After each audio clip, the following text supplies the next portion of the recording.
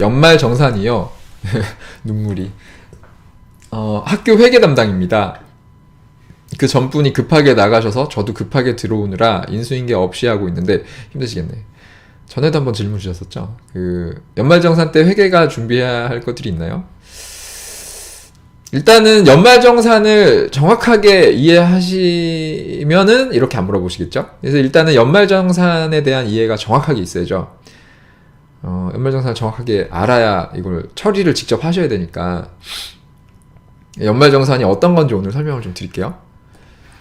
이거는 연말정산이 어떤 건지는 사업자분들이라면 다 알아야 돼요. 그리고 사실 뭐 직장 다니시는 분들도 다 연말정산을 하는 거니까. 연말정산이 정확하게 말씀드리면 사업자가 해주는 상여근로소득 지급명세서 제출이고요. 이게 바로 그 근로자들, 상여근로자들의 종합소득세 신고가 되죠. 이게 연말정산인데 자세한 얘기는 좀 이따 더 말씀을 드리고, 그래서 이 연말정산은 상여근로자를 쓰는 직원이 사업자라면 당연히 알아야 되고 챙겨야 되고요. 그리고 상여근로자, 뭐 일반 직장인들이죠. 직장인들이라면 연말정산 당연히 알아야 되는데 잘 모르는 경우가 많죠.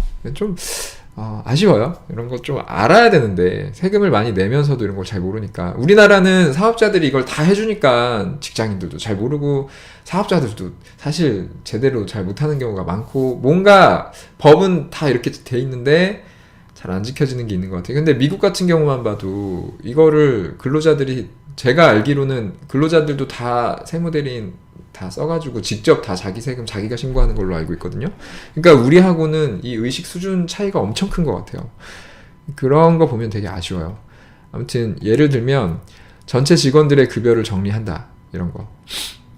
일단 제가 연말정산에 대한 설명을 드릴게요. 언제쯤 뭐 이런 거 모르시죠? 그러니까 연말정산이 지금 잘 모르시는 거예요.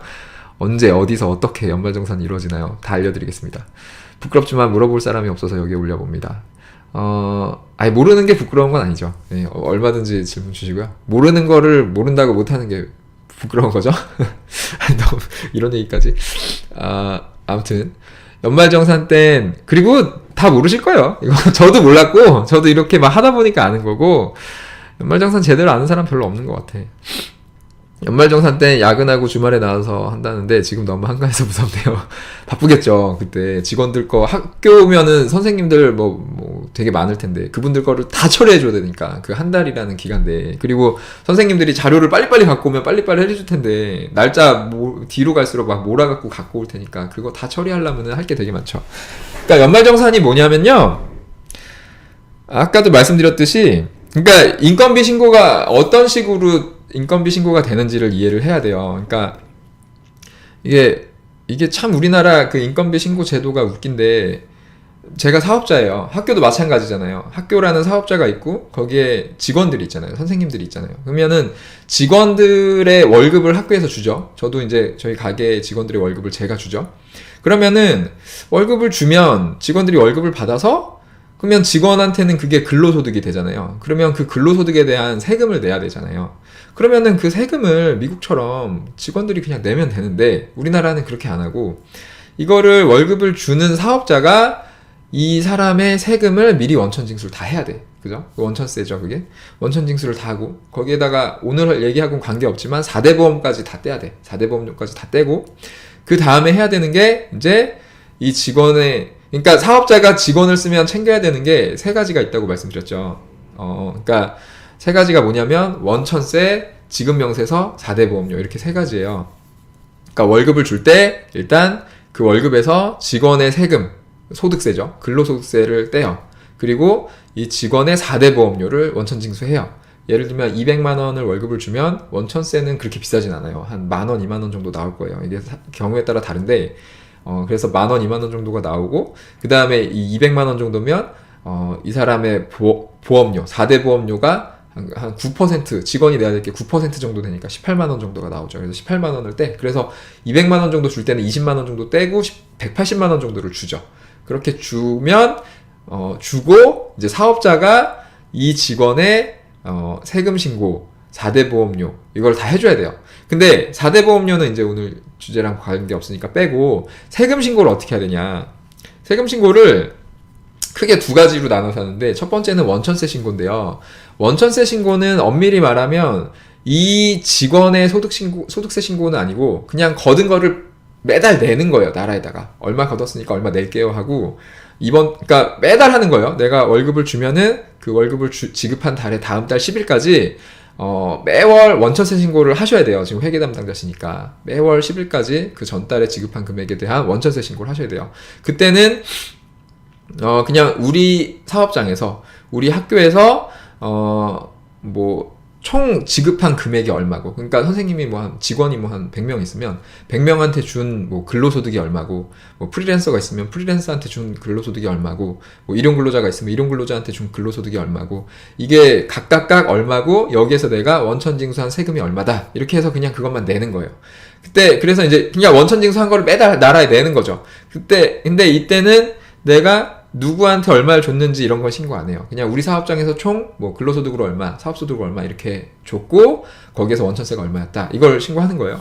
이걸 해서 이렇게 돈을 내는 거고, 원천세 뗀 걸 내는 거고, 이걸 매월 하는 거고, 그 다음에 이렇게만 신고하면은 국세청에서 누가 얼마를 벌었는지를 알 수가 없잖아요. 그래서 그 정보가 필요하기 때문에 그 다음에 해야 되는 게 이제 지급명세서 제출이라는 게 있어요.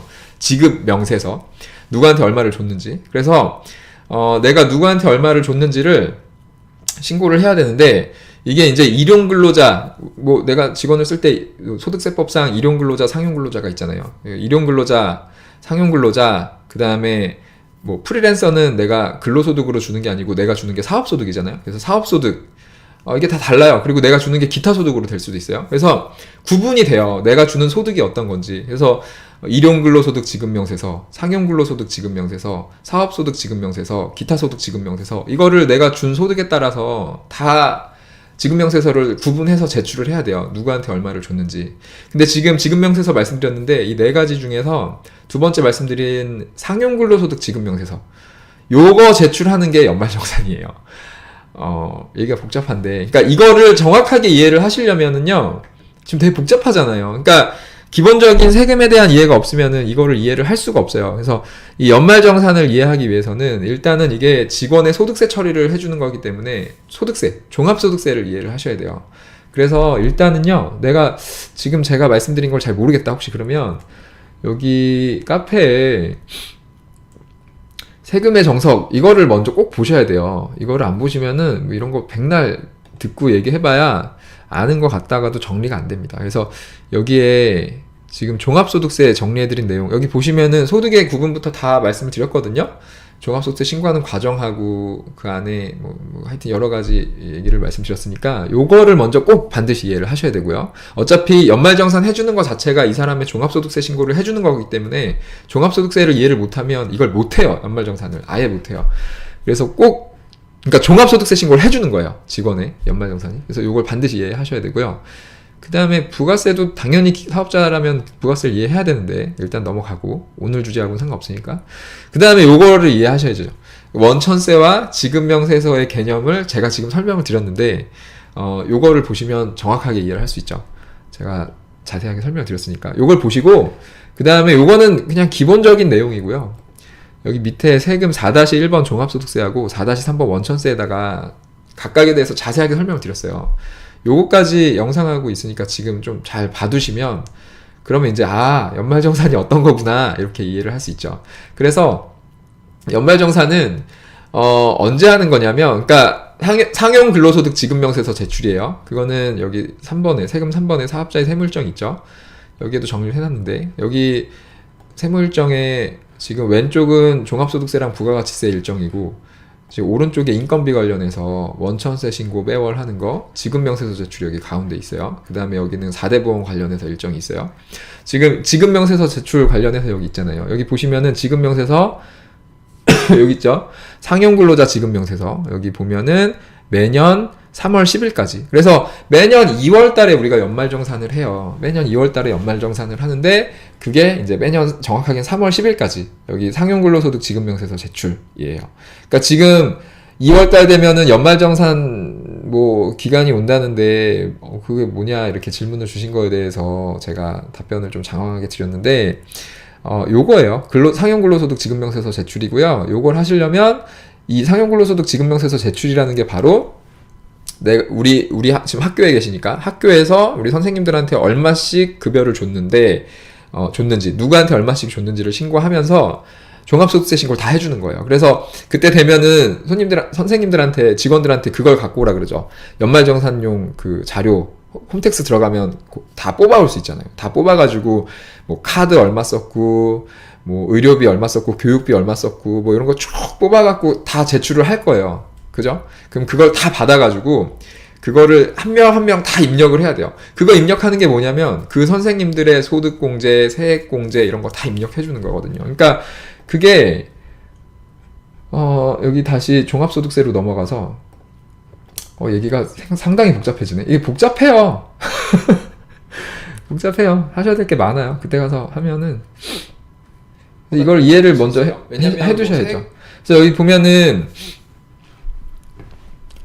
종합소득세 산출하는 과정이 요거잖아요. 종합소득세 신고하는 과정이. 그러니까 지금 우리가 신고를 해주는 거야. 이 사람은 우리 학교에서 근로소득으로 얼마를 가져갔다. 요거를 먼저 신고를 하고요. 거기에서 이 사람한테 이제 직원들한테 이걸 다 받아요.